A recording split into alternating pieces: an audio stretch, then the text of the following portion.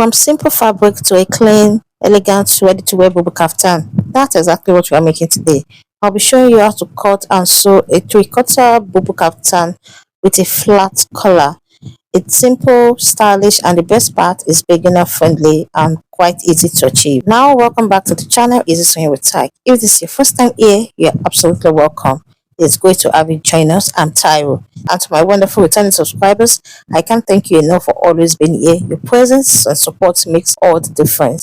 Don't forget to like, subscribe, comment, and share. Now grab your material, stay with me till the end, and let's create something beautiful together. For today's sewing project, I'm working with 3 yards of Ankara fabric. You can work with less or more depending on your measurement. And I would also be using a plain satin fabric for the collar and the neck design instead of the ashoke that was used in the style inspiration. As you can see, I've already folded my main fabric into 4 on the table, but I've made use of this piece of fabric to explain how I folded it. Now, this part is the length of the Ankara, which is usually by 45, and this part is the selvage area, which is the breadth where the yard is always measured. So along that selvage area, I went ahead to measure out the length of the dress.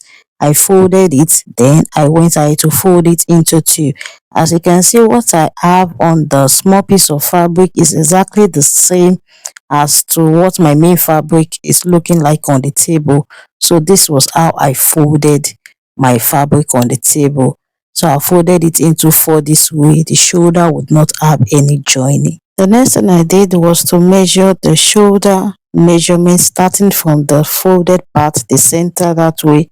And the shoulder that I'm working with is 16. 16 divided by 2 is 8. Remember that this fabric is on fold. Then I went ahead to impute the sleeve length and the folding allowance. So the total of that is 14 inches. So I'll be exhausting everything that I have there. I'm using only the Ankara fabric for my sleeve length, but if you would be using another fabric, probably the ashoke or the satin, then you want to reduce your sleeve length. All right, so factor that in when you're taking your measurement. The next thing I went ahead to impute is the sleeve opening, and this is totally dependent on you, how wide you want the sleeve opening to be.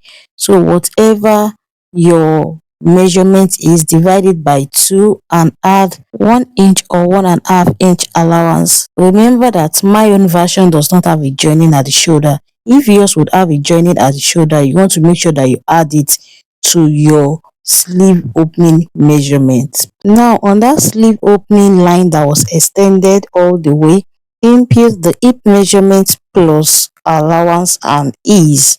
So this is a 1 size bubu, and I'm working with the biggest measurement, which is the hip measurement. If the biggest measurement you are working with is the bust, go ahead and use it. If it's the waist, go ahead and use it and add all your desired allowance. 2 to 3 inches is fine. Then I went ahead to square it out this way. After squaring it out, I just gave it a curve. Just give it a curve. I hope that you understand. Then I went to mark the half length. I'll be notching this. This is going to guide me when it's time to fix the pockets. Afterwards, I went ahead to cut it out.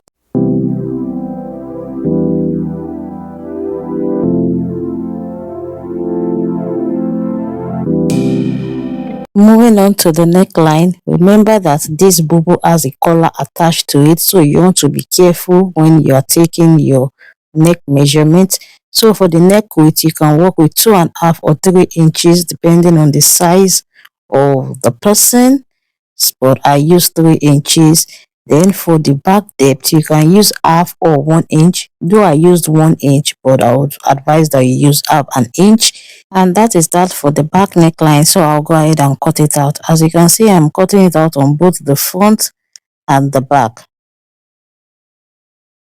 And for the front neckline, I went ahead to mark out 2.5 inches.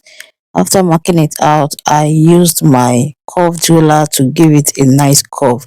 But I will not be cutting this out yet. Please do not make that mistake. Make sure that you open up your fabric and you separate it, because that is only for the front, right? So I'm going to open up my fabric this way. Make sure that it is properly aligned. Then I can now cut out the front neckline. Now here's the satin fabric I'm using for that front neck design. If you are using ashoke for yours at this point, you want to have your ashoke fabric folded this way. So for the front length, I worked with 16.5, and for the width, you can work with 5 inches on fold, but I worked with 6.5 inches on fold and it was quite big. So I'd advise that you work with 5 inches on fold or even 3 inches on fold. It depends on how wide you want it to be. Okay, so work with your desired wideness and work with your desired length as well. So I want this design to extend all the way to the back, and that is why I have extra there, which is 4 inches. You want to make sure that this fabric is interfaced so that it can make fixing it, sewing it on the main ankara fabric very easy. So that place is the shoulder line. I used my iron to make that more pronounced. Then I went ahead to fit it in this way, making sure that the shoulder line on the satin fabric aligns with the shoulder line on the ankara. So I'm going to go ahead and cut out the neckline on this satin fabric as well. I'll be cutting out the back neckline, then I'll be cutting out the front neckline at the same time on both the satin fabric and on the ankara fabric. So just follow through with what you can see on the screen. Then make sure that you notch the center back neckline, the center front, and also the shoulder. So when it's time to fix this on the fabric around the neckline, it will not get confusing. Now for the design that we have going on at the bottom of that satin fabric, I came up by 3 inches at the side, then I slanted it all the way to the center.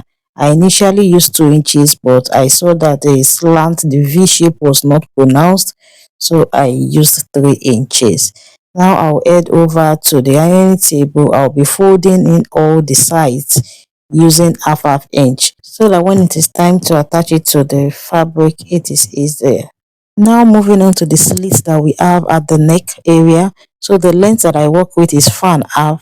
When I'm done sewing it, it would be 5 inches. Then on both sides of the center front that way, I came out by half inch. So I'm just going to be slanting it towards the center. I'm just chalking it out so that when it's time for me to sew, I will just follow through this chalked line.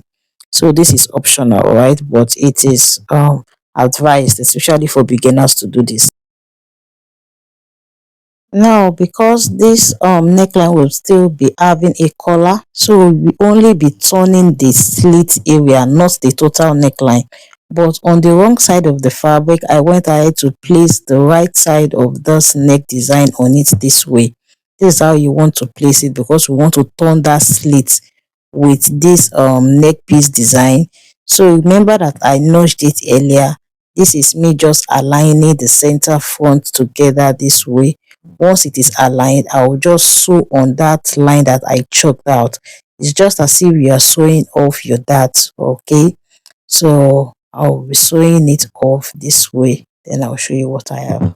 Then I'll proceed to cut through this way. You want to make sure that you cut as close as possible to the stitch line so that you can have a clean finish. After notching it, I'm just going to turn it to the right side this way. To further make that slit area neat, you can go ahead and top stitch on the ankara, or you can just sew on it this way. So I chose to sew on it this way. If you don't want your stitch line showing outside, you can just top stitch on the ankara that is not visible on the outer part. Okay, but this is the method I chose to go with, and you may decide not to sew it down. You can just add an hem gum in between the two fabrics so that it can lay flat.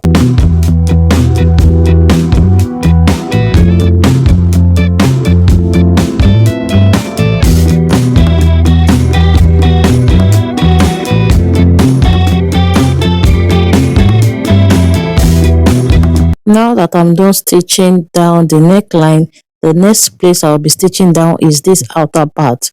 I'll just sew as close as possible to the edge using a matching thread. Now, if you are still watching at this point, drop an emoji in the comment section or leave a comment for me. Let me know that you are still following through. And if you have any questions, do not hesitate to ask in the comment section. I'll do my best to and sew it. Moving on, this is the sleeve opening. I've gone ahead to hem it with the 2 inches allowance that I added while we were cutting. And the next thing I will do now is to join it using the sewing allowance that I added, which is 1 inch. So off camera, I've gone ahead to attach my pocket. I've attached pockets on Bubu a number of times on this channel, so the link to some of them will be showing on your screen, so you can check it out if you do not know how to go about yours. So I'm just going to sew it that way until I get to the bottom of this dress. And at the bottom as well, I've gone ahead to hem it also using the allowance that I added while cutting. The final thing to do here is to attach the collar. And the first step to doing that is to measure out the neck circumference. So I folded it into two this way, then I went ahead to measure what I have, which is 17 inches. I have 8.5 here on fold. When opened, that is 17 inches. So some variation of this style has a standing shirt collar, while some have what is called a flat shirt collar. So because I've been working with a standing shirt collar for a while, I decided to scrap that and just do a flat collar. As you can see, I've already even drafted out my standing shirt collar before I ditched it. Okay, so if your own preference is the standing shirt collar, the link to my previous tutorial, my previous shirt tutorial where you can learn how to cut a standing shirt collar would be showing on your screen. Do well to check it out. Now to draft out the flat collar, you want to mark out your baseline. I do not want to start drafting from that edge of the paper, so I just mark this baseline. So you can mark this out on your art stay or on your pattern paper like this. This pattern paper is on fold, so on that baseline, go ahead and input your neckline circumference divided by 2. Remember, the neckline circumference is 17 and 17 divided by 2 is 8.5. So I went ahead to mark that. Now go ahead and measure out your back neckline only. All right, so the back neckline only is 7 inches, and 7 inches divided by 2 is 3.5 because it is on fold. Or you can just go ahead and divide 8.5 into 2, but it is better to take the back neckline. So that is the center back, and here is the center front. I hope you get that. So on this center front, just come up by ½ inch, because the front neckline is more curvy than the back neckline. Of course, you know the back neckline we only used ½ inch or 1 inch, so it is not that curvy. So you just want to go ahead and use your pattern master or your curved jeweler to give it this type of shape. Now that you've done this, you have to determine how wide you want your collar to be. So you can either make it 2 to 3 or 3.5 inches. So I went ahead to mark out 3 inches, starting from the center back all the way to the center front. So you can see that when I want to mark out the 3 inches at the center front, I started from that ½ inch mark that we came up by. Okay, not from the initial baseline that we have. So once I'm done marking that out, so I just went ahead to connect it using a broken line, because that is not the final line that we are cutting out.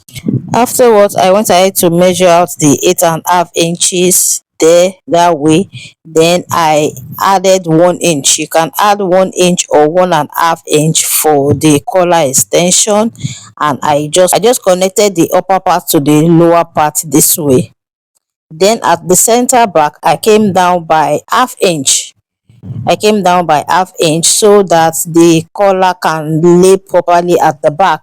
Then I just connected it to the center front extension this way. You can make it curvy or you can just have it slanted, and that is it for the flat collar. You can see that it is quite easy. So this was what I drafted on the art stay. I drafted my flat collar on the art stay, then I ironed it onto my fabric this way, and I make sure that that fabric is on fold to serve as the main collar and also the lining. Now I will start sewing all around.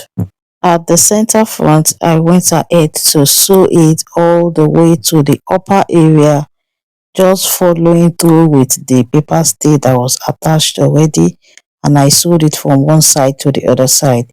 So at the bottom part this way, the side that will be attached to the neckline, I left out half-inch joining allowance this way. Then I went ahead to trim off all the excesses that I have at the center front and at the upper part. I'll be picking up one of the half-inch allowance that I added, then I'll be stitching it down at both ends this way. Then I went ahead to turn it inside out. I gave it a good press. The remaining part of that half-inch allowance, I used my M gum to adhere it down, and I only have one part showing this way, and you can see that I've notched the center. Now we are done with the collar. All we have to do is to attach it to the neckline. Now to attach the collar, I would make sure that the center back of the collar and the center back of the neckline aligns. The notch part, it is aligning.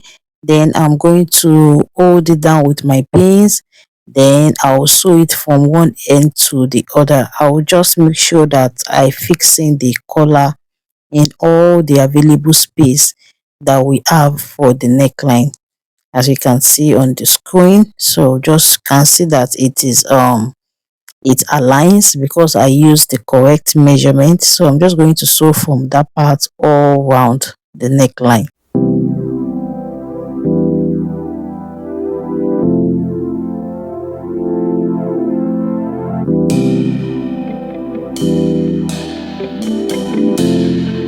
Now this is what I have when I was done attaching the allowance. So you know that we have this knit part. I'm just going to go ahead and stitch down on it as close as possible to the edge, pushing all the allowance that I have inwards. So you can sew it from the other side, and you can also sew it from the back this way, like I did.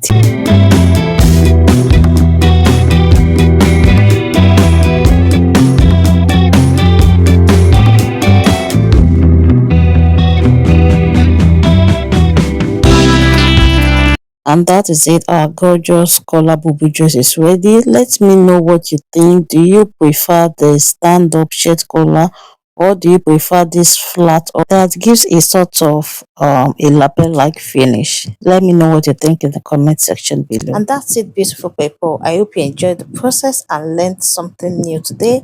If you did, don't forget to like this video, comment your thoughts, and share it with someone who loves sewing. And if you're new here, make sure you subscribe and turn on the notifications. Until next time, keep sewing, keep creating, and stay stylish. Thank you for being a part of this growing sewing community. See you in the next tutorial, beautiful people. Bye.